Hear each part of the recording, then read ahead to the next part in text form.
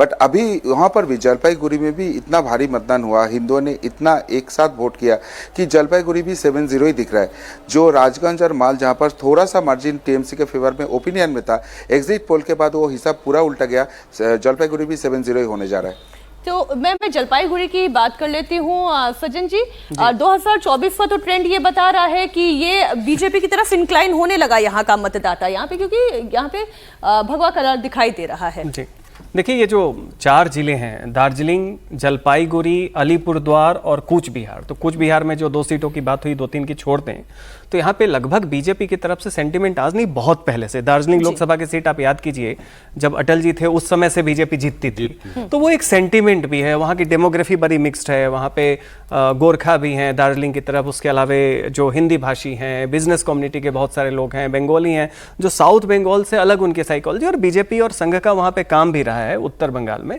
तो वैसी स्थिति में मैं बिल्कुल एग्री कर रहा हूँ कि 2 बार 2 सीट जो जलपाईगुड़ी की दिखा रहे थे, चूंकि वहाँ पे 20% से ज्यादा मुस्लिम है, इसलिए ये ध्यान रखना जरूरी है कि इस बार टीएमसी को बचा मुस्लिम डेमोग्राफी रही है, जहां उस लिहाज से चांस ये है कि ये क्लीन स्वीप हो सकती है या एक आध सीट हो सकता है चली जाए। वो एक आध सीट में से कौन सी सीट आप कह रहे हैं? एक सीट राजगंज की सबसे ज्यादा संभावना है।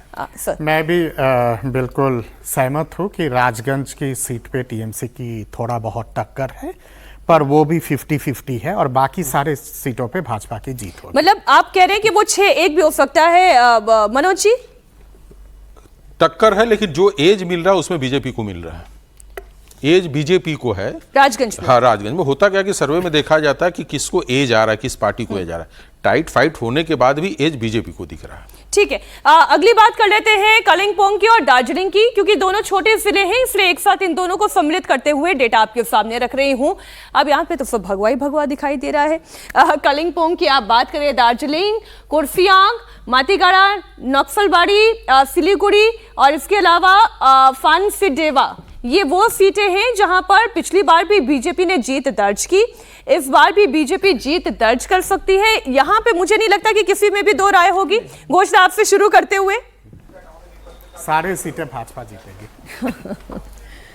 हाँ, आप जो बात कर रहे हैं एकदम सही है, क्योंकि ये जो डाबग्राम फुलबाड़ी सीट है ना, यहाँ पर टीएमसी के बहुत बड़े नेता गौतम देव वहाँ से कॉन्टेस्ट करते थे। तो लास्ट बार वो शिखादी से हार गए, शिखा चटर्जी से हार गए, और इस बार उनके हिम्मत नहीं हुए डाबग्राम फुलबाड़ी से वो फाइट करे।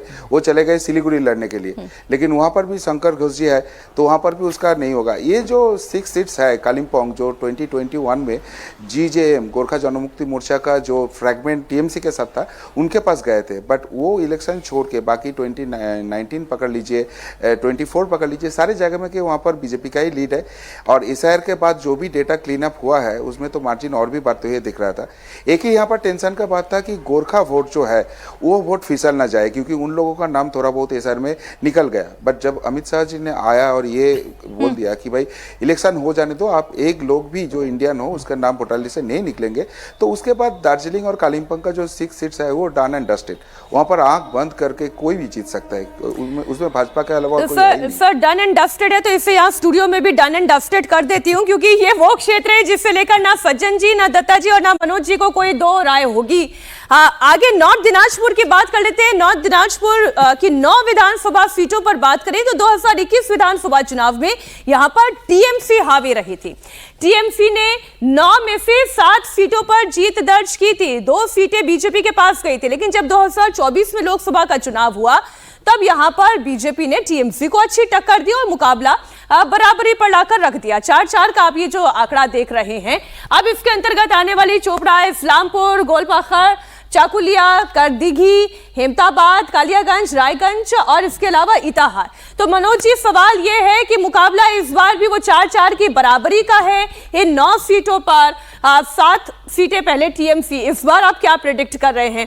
मैं अगर हेमताबाद की ही बात कर लूं और साथ ही इसी से जुड़ी हुई कालियागंज सीट की बात कर लूं। अब जैसे रायगंज है, इसमें स्लाइट है, जो मिल रहा है वो टीएमसी को मिल रहा है। कारंडीगिरी जो दिख रहा है वो भी आप रायगंज कह रहे हैं, क्योंकि पिछली बार 2021 में बीजेपी ने स्लाइड इस बार टीएमसी को दिख रहा है। हाँ। लेकिन यहाँ पे फाइट हुआ है, वोट परसेंटेज ज्यादा है, तो ये निकल जाएगी सीट। लेकिन ऐसा नहीं है कि एक तरफा वहां पे चुनाव है, ऐसा नहीं है।